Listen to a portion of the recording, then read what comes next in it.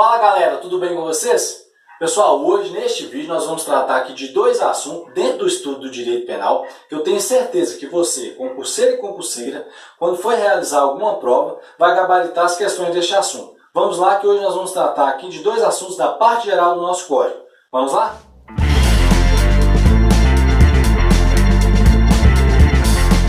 Pois bem pessoal, os dois assuntos escolhidos para a gente falar no vídeo de hoje são tempo do crime e lugar do crime. Primeiro nós vamos abordar aqui o tema tempo do crime dentro do direito penal brasileiro. Pessoal, essa situação do tempo do crime é um estudo que visa verificar em qual momento o crime aconteceu. Mas isso para quê? Para saber qual legislação será aplicada para aquele caso concreto. Será aplicado para aquela pessoa que porventura cometeu algum delito. Pois bem, para isso eu vou dar um exemplo aqui que geralmente é a abordagem que vem nas provas. Então imagine a seguinte situação: determinada pessoa comete uma infração penal, só que ela não é presa em flagrante.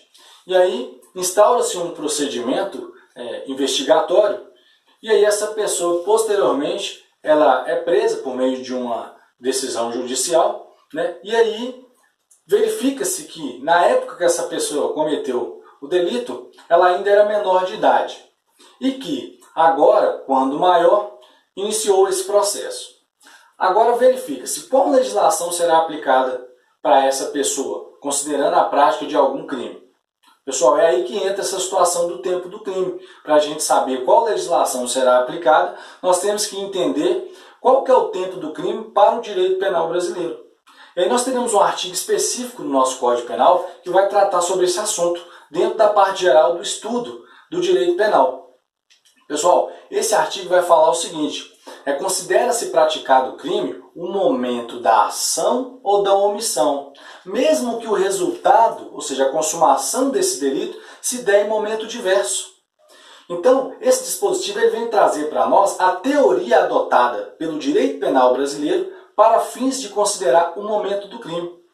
Por esse artigo a gente percebe e consegue extrair a teoria da atividade. Porque quando o legislador nos informa que considera-se praticado o crime o momento da ação ou da omissão, ele está nos dizendo que o momento que a conduta praticada por determinada pessoa é que vai definir o tempo do crime.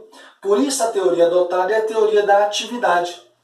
E aí não importa se o desdobramento desse crime, a consumação ou outras circunstâncias se der em momento diverso. O que vai importar aqui, para fins de entender qual legislação será aplicada para esse caso concreto, é o momento que o delito foi praticado.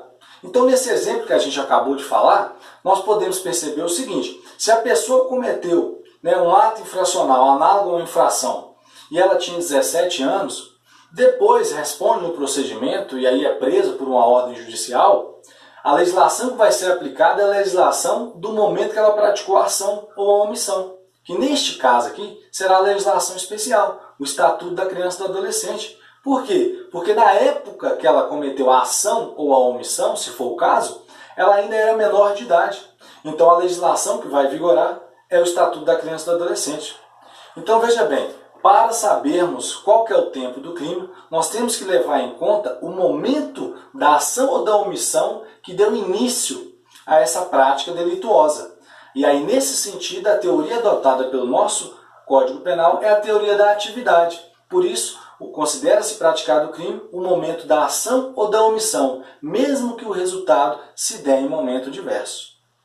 Geralmente as provas abordam essa questão perguntando qual teoria adotada pelo direito penal brasileiro para fins de saber o momento do crime. Ou então apresenta-se um caso específico, mais ou menos nesse sentido que eu mencionei aqui, que uma pessoa cometeu determinada infração penal, depois verifica-se que na época ela tinha determinada idade, ou verifica-se que no momento que ela praticou aquele crime vigorava uma legislação X e não Y, e aí pergunta-se qual legislação será aplicada. E aí, se você entende que a teoria adotada pelo nosso Código Penal é a teoria da atividade, você vai conseguir resolver essas questões.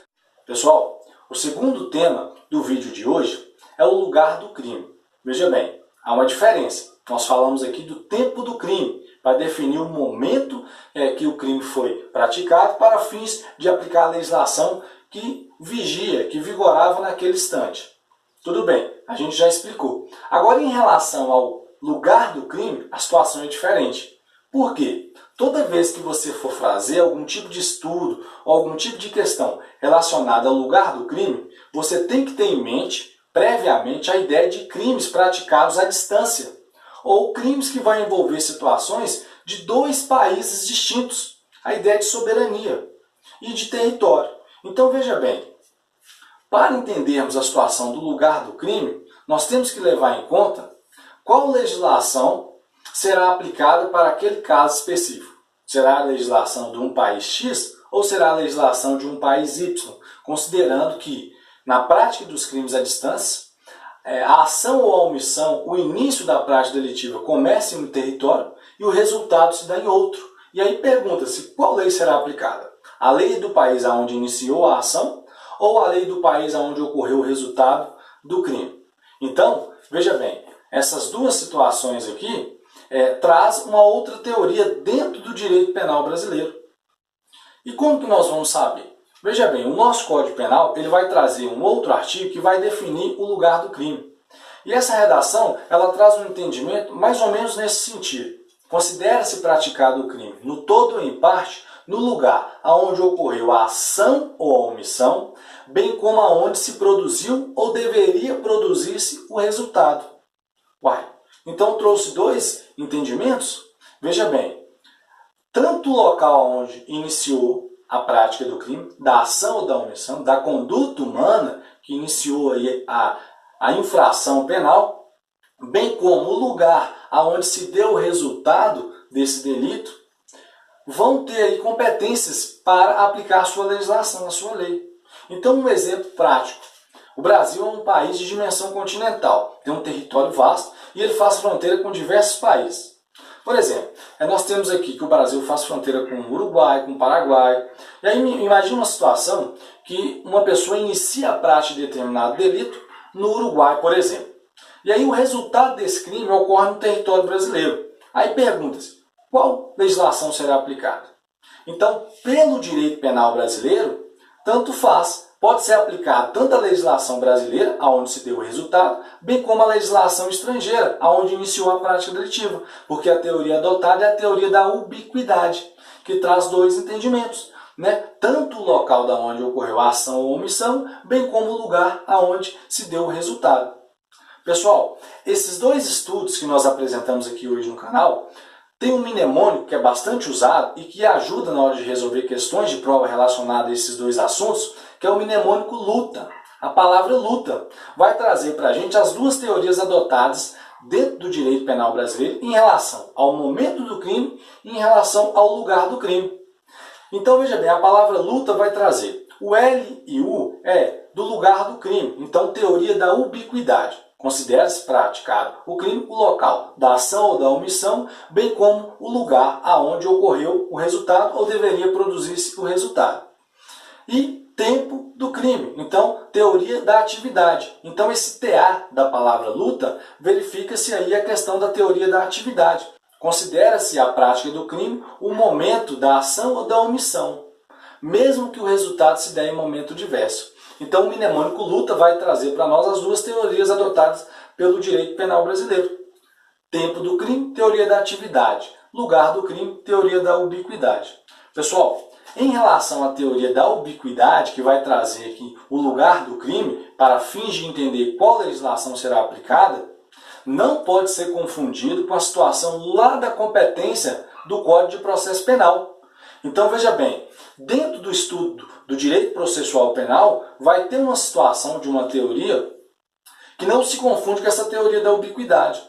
No Código de Processo Penal, o que se verifica é se a determinada autoridade competente vai julgar ou não determinados casos. Mas aí está falando dentro de um mesmo ordenamento, dentro do território brasileiro. Então, a única diferença aqui é em relação às comarcas. Por exemplo, a pessoa praticou um crime em determinado território ali jurisdicional. E aí, o resultado se deu em outro. Qual juiz será competente para julgar e processar essa demanda? Então, nós teremos que entender que a teoria adotada pelo Código de Processo Penal é a teoria do resultado. Então, aonde ocorreu o resultado da consumação do delito para fins de verificar a competência do juízo que vai julgar aquele processo, é a matéria de direito processual penal. E a teoria adotada lá é a teoria do resultado. Então, aonde ocorreu o resultado é que vai ser o juízo competente para julgar aquele caso. Aqui no direito penal, no estudo da teoria da ubiquidade, para saber qual que é o lugar do crime, nós estamos estudando uma situação de direitos diferentes, ou seja, território, países distintos. O caso que eu mencionei aqui, se a pessoa inicia a prática de um delito no Uruguai, por exemplo, e o resultado se dá no território brasileiro, a legislação que será aplicada, seguindo a teoria da ubiquidade do nosso ordenamento, será tanto a legislação brasileira quanto a legislação uruguaia. Pessoal, espero ter contribuído com você. Esse vídeo foi bem rápido hoje, mas esses dois assuntos você pode observar que eles têm muita incidência no mundo das provas e eu acredito que com as dicas de hoje você vai gabaritar as questões relacionadas a esses dois temas, tempo do crime e lugar do crime. Um forte abraço, se inscreva no canal, divulgue com as pessoas que você conhece, que é uma forma da gente crescer esse espaço aqui. Acione aí o sininho de notificações para você receber todos os vídeos publicados. Eu gostaria de mandar um abraço aqui para a minha turma de alunos do Respirando o Direito, aí, com desdobramento, com os estudos ao ar livre. O pessoal tem comparecido lá, a gente tem discutido matéria e isso tudo fazendo ao ar livre. Ou seja, nós escolhemos um local aqui na cidade de Belo Horizonte, onde nós marcamos encontros nos finais de semana e discutimos matérias sobre o direito. E aí o pessoal tem gostado muito. Mandar um abraço aí para o José Henrique, para o Luiz, para a Daniela, para o pessoal aí que tem comparecido em peso nessas aulas. Para a Cleissa também, um forte abraço a todos aí, viu pessoal? Tamo junto na busca pelo conhecimento. Até mais!